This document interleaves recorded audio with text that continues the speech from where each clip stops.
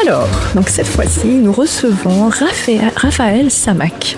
Donc, c'est Arlisard. Donc là, vous exposez où à l'écomusée, si j'ai bien compris. Alors vous êtes un artiste illustrateur et votre cheminement, il est très intéressant. Alors, je sais, je parle beaucoup de moi, mais il fait écho à mon fils, à son univers très fantaisie, imaginaire. Alors, on a bien compris que vous aviez la pratique de plein de médiums artistiques, hein, la gouache, l'aquarelle, la gravure, etc., mais aussi le numérique. Et ça, évidemment, on se pose tous des questions sur l'art numérique, est-ce qu'on peut le considérer comme un art, etc. Mais en tout cas, vous l'avez exploré à travers les jeux vidéo, vous créez aussi des jeux, d'après ce que j'ai compris, vous illustrez beaucoup là-dessus. Donc, vous avez été aussi, alors tout en ayant cet univers-là, vous avez participé à une résidence qui s'appelle Rouvrir le monde. Est-ce que vous pourriez nous dire un peu comment vous, avec votre univers, vous avez participé à cette thématique ? Cette résidence c'était avec un autre artiste qui s'appelle Quentin Spoon. Du coup on a fait une résidence de dessin et autour d'une fresque surtout, et donc on a réalisé une fresque à 4 mains. Et au début on avait comme thématique un peu la faune et la flore locale, donc moi j'ai grandi ici, du coup je connais un petit peu, mais lui qui connaissait pas, on est allé faire d'abord une petite balade pour récupérer quelques informations, quelques éléments, inspiration, ramasser un peu des feuilles mortes, des bouts de bois. Et ensuite, on s'est intéressé un peu à l'histoire du coup du lieu de Serres. Et du coup, moi je le savais déjà, mais je l'ai expliqué à Quentin que du coup il y avait Alexandre Coréard qui était originaire de Serres. Et Alexandre Coréard, c'est un des rares survivants du radeau de la Méduse, et il a posé aussi pour la peinture de Géricault du tableau de la Méduse qu'on connaît. Et du coup, ça nous a orientés vers une forme de radeau qui s'est avéré être une flotte au final. Mais ce qui était intéressant, vu qu'on travaillait à 4 mains, c'est qu'on a construit vraiment notre dessin comme un radeau. C'est-à-dire qu'on a chacun mis des petits éléments, chacun notre tour, et on les a reliés avec des cordes, on les a reliés avec des personnages qui interagissent entre eux, des choses comme ça. Et du coup, on a vraiment construit notre petite flotte locale. Alors, Vous aviez déjà travaillé ensemble ? Alors, on avait déjà fait une résidence ensemble au Centre d'art Fernand Léger à Port-de-Bouc, mais c'était pas un travail commun. On avait exposé ensemble, mais on n'avait pas travaillé vraiment ensemble. Là, c'était chouette parce qu'on a vraiment travaillé ensemble, et on a 2 pratiques du dessin qui sont très différentes. Parce que moi je suis vraiment sur un dessin d'imagination où j'emmagasine plein d'images dans ma tête, j'observe beaucoup et ensuite je crée des choses à partir de mes connaissances. Et lui il est plus sur un dessin d'observation, plus sur un travail comme un peintre d'observation et de construction à partir d'images ou du réel. Du coup, la différence de pratique a aussi amené à des interactions différentes, et ça, c'était chouette. Alors, excuse-moi, il est important de préciser que du coup, cette fresque, elle est visible au SEM. En fait, elle est déjà peinte, enfin dessinée pour le coup. Oui, elle est finie. Elle va faire partie justement du Sentier des Arts de cette année, donc elle est gigantesque. On a 2 panneaux. Elle doit faire bien 8 mètres de long et par 2 mètres de haut. Ouais. On a un beau dessin, donc s'il est à voir en permanence, allez à voir en permanence, et puis vous pourrez la découvrir ce soir pendant le vernissage, bien sûr. Ouais. Est-ce que c'est facile en fait de dialoguer artistiquement parlant avec un autre artiste ? Je pense que ça dépend des artistes. Là, avec Quentin, ça s'est très bien passé parce que déjà on se connaissait et qu'on s'entend assez bien et qu'on est très à l'écoute l'un de l'autre, et du coup on a vraiment réussi à interagir. Donc je pense que ça dépend vraiment des caractères, mais les artistes c'est toujours des égos, et du coup selon avec qui on tombe et selon si nos égos ils fonctionnent pas ensemble, ça peut être plus compliqué. Après là on a tous les deux une pratique du dessin, on a des univers communs sur certains points et qui divergent sur d'autres, et c'est ça qui est marrant aussi, c'est qu'on va dans des directions un peu différentes à des moments, mais là ça a vraiment bien marché et on a quand même unifié l'ensemble avec une couleur. En fait au début on a quand même réfléchi, le seul truc qu'on a un peu réfléchi c'est pour une présentation globale, et c'était comment on travaille et quelle couleur, et du coup on a choisi un bleu qu'on a varié en saturation, donc on a plus ou moins dilué, et pour qu'on ait cette unité. Et du coup je pense que pour certains c'est quasiment impossible de se rendre compte qui a fait quoi. Alors pour d'autres qui nous connaissent un peu mieux ou qui connaissent nos styles graphiques, ils pourront reconnaître certaines choses. Et vu qu'il y a aussi vraiment des personnages ou des morceaux de radeau sur lesquels on est venu repasser l'un sur l'autre en quelque sorte, et ben là pour le coup c'est vraiment tout mélangé, quoi. Alors parlons des personnages, c'est vrai que c'est très animalier. Pourquoi ? C'était aussi toujours une volonté autour du paysage auxerrois, parce que qu'est-ce qu'on a comme animaux un peu dedans ? Alors oui, c'était sur une base de faune et de flore locale, donc forcément on avait envie un peu de faire des espèces d'hybrides d'animaux. Certains peuvent y voir un peu l'arche de Noé en soi, parce qu'on a plein d'animaux différents et tout ça. Il y a certains animaux qui sont plus ou moins réalistes, il y en a qui sont totalement imaginaires. Moi j'aime beaucoup inventer des créatures, du coup j'en ai fait quelques-uns qui n'existent pas, mais il y a aussi, on peut retrouver, il y a une truite fario qui traîne, il y a je crois que j'ai fait un cerf, même si le cerf il passe pas beaucoup à cerf. Le cerf ne passe pas beaucoup à cerf. Est-ce qu'on a eu droit au dahu ? Il n'y a pas de dahu. En tout cas, j'en ai jamais vu à cerf. Il paraît que, mais... Animal imaginaire aussi. Oui, on a fait des petites musaraignes, des petits mulots. Bon, pour Quentin qui connaît moins la faune locale, je pense qu'il a plus tiré d'images et d'animaux que je lui disais. Il a mis un requin, on a tous qu'il y a le requin dans le brèche. Oui, moi j'ai mis une espèce d'anguille un peu imaginaire. Clairement, elle n'existe pas. Je voudrais revenir sur un concept, la fameuse résidence d'artiste. Comment ça s'est passé pour vous en termes de temps, de lieu et d'interaction ? Alors c'était une résidence de 2 semaines, du coup. C'était par le biais d'un appel à projet de Serres-les-Arts. Et du coup, on répond aux appels à projet en écrivant notre projet. Donc là, en l'occurrence, c'était déjà de base dans l'appel à projet pour une fresque. Et du coup on a créé ensemble avec Quentin cette idée juste de thématique un peu faune et flore locale avec un côté fantastique, fantasy dedans. Et voilà, et après... Dans cette résidence, vous avez rencontré donc cet autre artiste, mais est-ce que vous avez rencontré d'autres publics pour un peu vous inspirer ? Une résidence, est-ce que ça implique aussi des ateliers avec des enfants, des adultes ? Je me pose la question. Alors, la plupart des résidences impliquent ça. Celle-là, il n'y en avait pas, mais j'ai déjà fait pas mal de résidences où, en l'occurrence, on programme des ateliers ou des rencontres vraiment avec des enfants ou enfin peu importe quel public. Là par contre ce qui était chouette c'est qu'on était vraiment en bord de route à la sortie de Serres, du coup direction Mons, et il y avait les voitures qui ralentissaient, on a eu des voitures qui se sont arrêtées, les gens sont sortis de la voiture pour venir voir la fresque de plus proche, on a eu des gens qui passaient au ralenti avec leur appareil photo pour nous prendre en photo, et du coup il y avait tout ce côté un peu performance de réalisation en direct où les villageois ou les touristes qui passaient venaient interagir, nous poser des questions, et on a eu énormément de bons retours. C'était très agréable d'avoir ce contact là avec les gens. Et est-ce qu'il y a une question en particulier qui vous a étonné pendant ces rencontres ?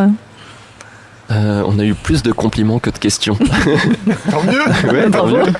Mais on n'a pas eu beaucoup de questions.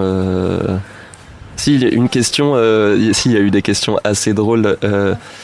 Est-ce que déjà on avait dessiné une base en croquis, et il s'avère que non, on a vraiment tout fait en direct, donc sans croquis, c'est de la réalisation vraiment directe à la peinture.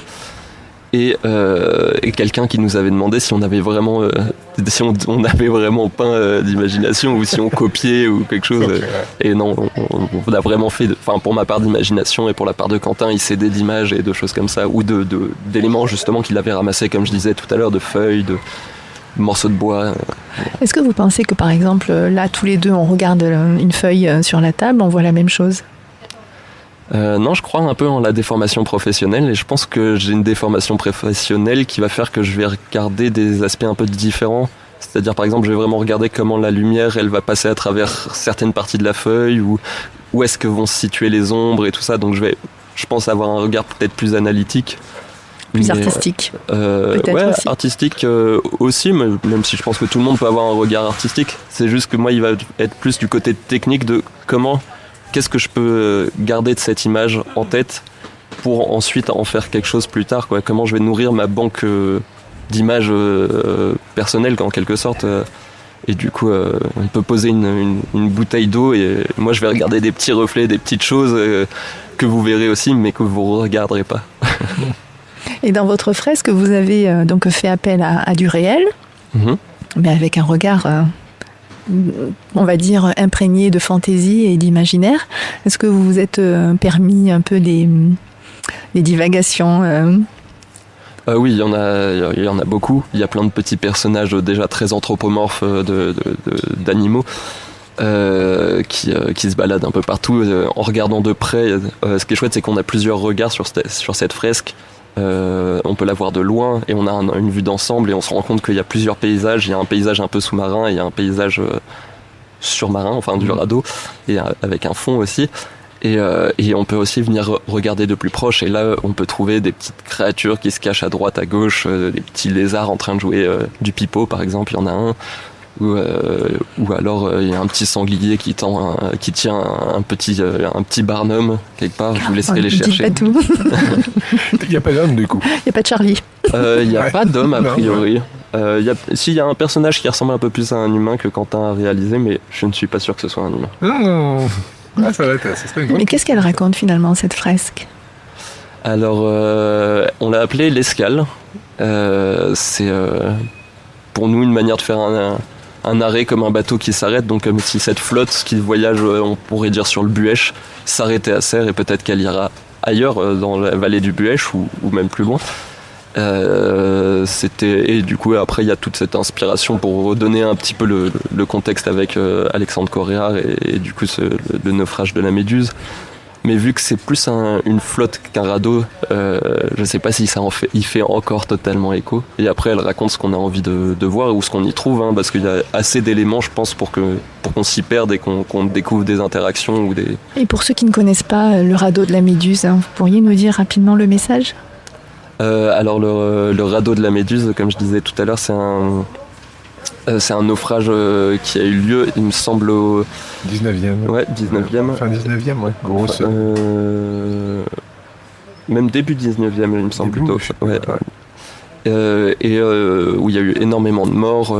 Enfin, ça a été un enchaînement de catastrophes, il me semble surtout dû au capitaine qui n'était pas forcément très aguerri. J'ai plus son nom en tête, et du coup il y a eu des flottes qui sont parties, en tout cas genre les bateaux de sauvetage sont partis, mais il y a énormément de gens qui sont restés sur un gros radeau qui a été construit avec les bases du bateau de la Méduse du coup. Et ce radeau il a duré pendant 14 jours, ils ont erré en quelque sorte et ils se faisaient prendre par les courants, et il y a très peu de personnes qui ont survécu, je ne saurais pas dire le nombre. Donc en fait c'est un drame humain qui s'est passé, oui, c'est un drame. Ouais, donc ça a manqué quoi, de solidarité Qu'est-ce qui s'est passé sur ce radeau ? Non, ils ont fait naufrage sur une digue en fait. Ils sont passés trop près d'une digue à cause de mauvaise navigation en fait. Et du coup, il y a eu quelques survivants, et un des survivants qui a le plus témoigné, du coup, c'est Alexandre Coréard, qui était serrois, et qui ensuite a posé, du coup, pour la peinture de Géricault, qui est la peinture vraiment connue, où on voit Alexandre Coréard, il est de face avec une main en arrière, en haut du radeau. Mais il a un message politique, ce tableau. Forcément, ça veut faire un écho politique à tout le... je trouve pas mes mots. Ah, dès qu'on parle politique. Ouais. Moi, je suis pas le... C'est pas grave. non, mais c'est. Hein, oui, carrément. Après, moi, je vois surtout la condition humaine sur ce radeau, parce qu'en effet, c'est un témoignage assez marquant. Il y a sur le radeau, plusieurs personnes sont déjà mortes, sont laissées dans les tasses dont l'un, entre autres, avait la main dans l'eau, je crois. Il est assez marquant quand même. Et ce qui est bien, c'est que du coup, votre fresque ne fait pas écho à ça. Je pense pas qu'il y ait de. Il n'y a pas de corollaire ? Non. D'accord. La fresque, elle représente plus quelque chose de plus joyeux, peut-être. C'est beaucoup plus joyeux. Comme je disais, on n'est plus dans le radeau, on est dans la flotte. On est plus dans une transhumance ou dans un voyage que dans des rescapés ou que dans de la survie. On est vraiment dans le plus... on a vraiment juste pris la notion de radeau pour faire cet ensemble un peu cohérent, mais ensuite... Raphaël, nous arrivons à la fin de ce moment d'interview. On va peut-être repréciser à quel endroit vous exposez. Donc tu es à l'écomusée, et donc du coup tu as aussi la fresque qui est donc exposée sur le SEM. Sur le SEM directement. Donc, le SEM qui se trouve à l'entrée, à l'entrée de la direction Nyons. La direction Nyons, une des entrées du village. Et rapidement, à l'écomusée, vous exposez quoi ? À l'écomusée, j'expose sur un projet personnel de jeu de rôle et d'univers. En fait, c'est tout un univers que j'écris autour d'une rivière. C'est encore assez aquatique. C'est donc un monde où il y a une rivière unique et où la civilisation s'adapte à cette rivière et pêche et interagit avec son environnement. Donc la monnaie devient des écailles, l'artisanat se fait à partir de poissons, etc. etc. Je vous laisserai venir découvrir. C'est tout un univers beaucoup. Curieux. Il faut venir le vivre sur place. Ouais. Exactement. Profitez pour boire une délicieuse bière aussi. La buvette est juste à côté, il a choisi le lieu idéal, le gars. Je suis pas mécontent de l'emplacement. KTB Radio, Radio du Peuple. Là, on est avec Raphaël. Alors, vous avez pu entendre déjà hier Raphaël Samac autour du micro de la RCF et de KTB, à travers donc sa présence ici en tant que résident pour une gigantesque fresque qu'il a peint avec Quentin Spoon, qui n'est pas là. On l'embrasse si tu nous écoutes. On va revenir un peu sur ça, puis là Raph et l'équipe KTB, on le connaît bien parce qu'on a fait un peu de zik, et je voulais quand même dire, ça fait longtemps qu'on n'a pas fait de zik ensemble. C'est vrai. Ouais, ça fait trop longtemps, le saxo, la guitare et le piano et puis le vin. Faut qu'on fasse ça vite.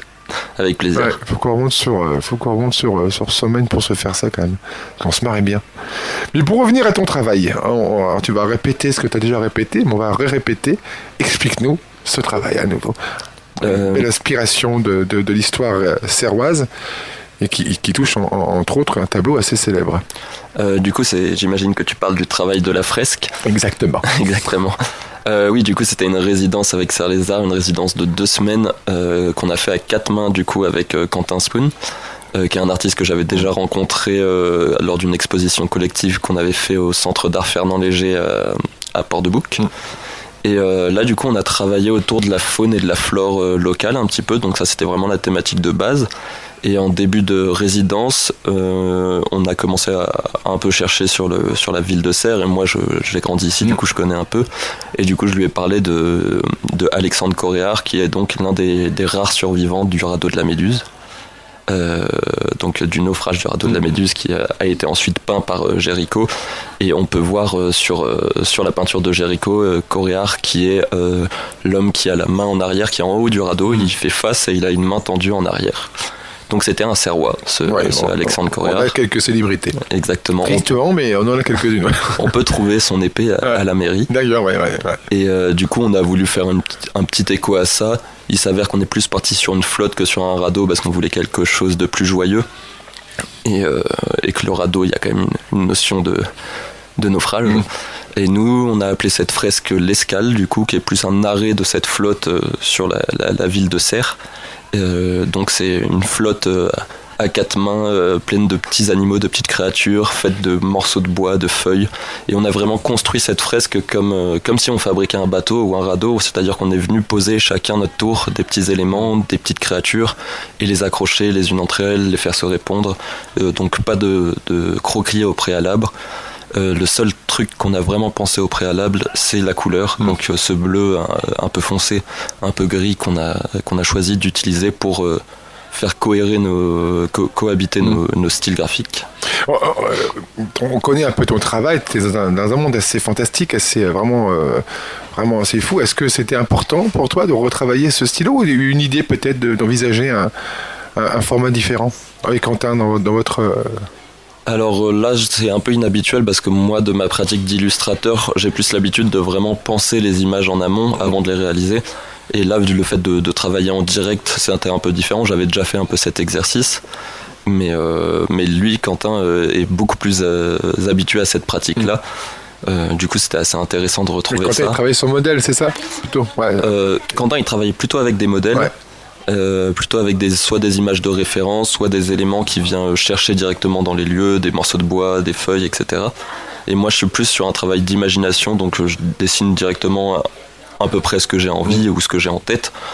Et du coup juste ça aussi, c'était assez intéressant de faire cohabiter nos deux manière de travailler le dessin. J'ai une question que je m'étais posée hier qui me revient là. Est-ce qu'à un moment vous avez inversé un peu les rôles? Est-ce qu'il a essayé d'inventer un personnage, c'est-à-dire sans modèle, on retrouve même peut-être inspiré des tiens? Est-ce que toi, tu t'es initié évidemment tu le maîtrises déjà, mais peut-être à créer un moment, juste un élément du décor, la forêt, un arbre? Vous l'avez fait ou pas? On l'a fait un petit peu. Est-ce qu'il y a un personnage spécifique qu'on peut attribuer à Quentin avant, toi, dans le tableau? Il y a plein de personnages totalement inventés de Quentin. Ah, il a touché aussi à... Il l'a fait, bien sûr. Juste la couverture de... D'accord, ok. Oui, bien sûr. On s'est prêté à l'exercice de l'un et de l'autre. Et il y a aussi des feuilles, des morceaux de bois que moi j'ai ramassés et que j'ai redessiné. On a essayé vraiment de partager un peu nos manières de faire. Et on s'est donné aussi à des moments des directives, c'est-à-dire que par exemple il y a un moment où je dessinais beaucoup à un endroit et je lui ai dit vas-y viens interagir ou viens faire quelque chose à cet endroit-là, et lui pareil il me disait ce serait bien qu'il y ait un poisson ici comme t'as fait là-bas, etc. Est-ce que genre il commençait une branche et tu terminais la branche? Il y a eu c'est bien. Il y a eu des éléments comme ça, il y a eu des éléments que j'ai juste dessiné. Moi j'ai un dessin quand même plus à la ligne et lui il a quand même plus un dessin de texture. Et du coup il y a eu des éléments que j'ai fait par exemple à la ligne et qu'il est venu texturer avec sa technique. C'était très intéressant ça aussi. Donc il y a plein d'endroits où on ne sait plus qui a dessiné quoi parce que nos dessins sont l'un sur l'autre. Ils sont confondus du coup. Exactement. On a donc on avait quoi, 3 niveaux, un monde marin, un monde terrien et un fond en fait, un troisième plan. C'est ça. Voilà, qui est inspiré en tout cas du décor des Hautes-Alpes. Exactement. Quels seraient les coins des Hautes-Alpes, puisque tu connais bien, qui pourraient le mieux représenter cette fresque? Il y a de l'eau, il y a... on serait plutôt sur le Buëch. Même si mais à quoi en particulier, vu entre les... c'est vrai que le Buëch est long, mais il y a des petits spots. Après, il y a beaucoup de créatures qui sont totalement inexistantes, donc c'est plutôt c'est assez fantasmé comme vision du Buëch. On pourrait très bien imaginer un Buëch du futur dont les eaux ont monté et qu'une flotte de nouveaux habitants en fait. De créatures anthropomorphes sont venues visiter grâce à leur flotte. Illustrateur, d'où c'était venu? Quel était le parcours en fait, et puis surtout l'élément dans ta vie qui Paul Richer est une artiste connue, réputée ici. Elle est déjà passée à nos micros. Elle est en plus de ça administratrice de Saint-Lézard. J'imagine qu'elle est nécessairement une bonne base de ton inspiration en tant qu'enfant. À quel moment ça t'est venu le dessin? Je pense que j'ai dessiné depuis que je suis tout petit. Le fait d'avoir 2 parents artistes, forcément. Oui, en plus, c'est vrai qu'Eric aussi. Ça amène à motiver, disons, dans ce sens-là. Après, j'ai toujours été fasciné un peu par les mondes fantastiques, les mondes du micro, du macro, les insectes. Toutes ces choses un peu étranges qu'on n'explique pas forcément, et du coup très vite ça m'a amené à dessiner des dragons, à dessiner des créatures totalement inventées, à inventer des mondes aussi. Et du coup après j'ai fait du coup un lycée art appliqué à Marseille, et ensuite je suis allé aux Arts Déco à Strasbourg où j'ai fait 4 ans. Je suis parti en voyage ensuite pendant 1 an, et quand je suis revenu j'avais un contact avec un petit peu le milieu du jeu de société, un illustrateur qui se fait nommer Pierrot la Lune dans le milieu du jeu de société, c'est son nom d'artiste en tout cas, que je remercie beaucoup, qui m'a beaucoup aidé à rentrer dans ce milieu-là en me conseillant sur mes devis, sur mes manières de travailler, etc. Et du coup je suis rentré un peu dans le milieu de l'illustration par le prisme du jeu de société. Et du coup maintenant j'ai illustré pas mal de petits jeux de société pour des éditeurs français, d'autres belges. Donc des jeux de rôle pour le coup principalement ou non, même pas, non. Même pas, non, plutôt du jeu de société. Donc du jeu de plateau, des cartes, c'est ça. C'est ça, jeu de plateau. Il y a par exemple Tiwanaku qui a été édité par Sit Down, qui est un éditeur belge que j'ai illustré, qui est plutôt dans une ambiance un peu maya. Après j'ai beaucoup travaillé avec Greux Édition, qui est une édition grenobloise du coup, avec qui j'ai travaillé sur Fragment, qui est un peu une initiation au jeu de rôle en quelque sorte, un petit jeu narratif. Synchro, qui est un jeu collectif où on joue contre le jeu, et leurs extensions aussi. Et là, je vais travailler sur un jeu de rôle pour le coup, avec le Chimérarium, qui est un groupe de personnes qui organisent des jeux de rôle grandeur nature à Paris et qui veulent faire une édition papier de leur jeu de rôle. Oh, génial. Et c'est un jeu de rôle cyberpunk, du coup, dans un Paris dévasté avec des classes différentes. Ça change un peu de ton style, du coup, parce que tu es un peu dans le médiéval, mais du coup, là, tu vas taper sur quelque chose, une nouvelle architecture, des nouveaux éléments. Exactement, ouais, sur du cyberpunk. Du futuriste. J'aime beaucoup la science-fiction aussi, forcément, mais c'est vrai que c'est des univers que j'ai pas beaucoup travaillé encore, et du coup j'ai vraiment développé un style graphique pour ce projet. En tout cas, j'ai développé avec l'équipe du Chimérarium. On a trouvé un style graphique que j'ai appelé un peu cracra, qui met cette ambiance un petit peu plus sale, un petit peu plus punk. Sombre aussi, du coup. Ouais, un peu plus sombre. Et même si on va utiliser beaucoup de couleurs très vives pour le côté cyberpunk, du bleu, du orange, du rose, du fluo, des trucs qui tapent. Exactement. Les néons. Est-ce que ton visage un jour est-ce que c'est t'es un geek, enfin on connaît le monde du jeu un petit peu. Est-ce que c'est une idée qui t'a traversé l'esprit d'illustrer un jour un jeu vidéo autour du même monde dans lequel alors j'ai travaillé déjà un petit peu pour un jeu vidéo qui s'appelle Soul War, mais qui est fait par un indépendant. Il y a une version Steam, une pré-alpha qui est sortie sur Steam. Je sais pas si le projet aboutira, je suis plus sur le projet maintenant, mais j'ai travaillé un moment dessus au début du projet. J'aimerais beaucoup travailler sur des jeux vidéo. Après, j'aime bien quand même inventer mes mondes, et du coup j'ai cette pratique d'illustrateur qui est quand même une pratique qui est aussi là pour moi gagner ma vie, mais j'aime aussi inventer ces univers et en être l'auteur, et ça j'aimerais beaucoup créer un jour un jeu vidéo sur un des univers que j'invente. T'as tout un bestiaire, t'as toute une faune que tu oui, parce que là t'exposes en particulier, en plus donc de la restitution, tu exposes aussi différents de tes dessins. Qu'est-ce qui représente? C'est un thème particulier? C'est un thème particulier, c'est un univers indépendant du coup, en plus de la fresque ou Oui, c'est vraiment un projet personnel là que j'expose du coup à l'écomusée. Le projet s'appelle La Veine, c'est un projet que j'ai commencé il y a 1 an. Qui est un projet de création d'univers, donc c'est un univers autour d'une rivière magique.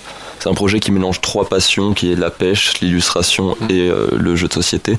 Et donc l'idée, c'est de créer tout un univers, tout un lore qui va permettre ensuite de faire du jeu de rôle. On est déjà en train de tester avec des amis ce jeu de rôle.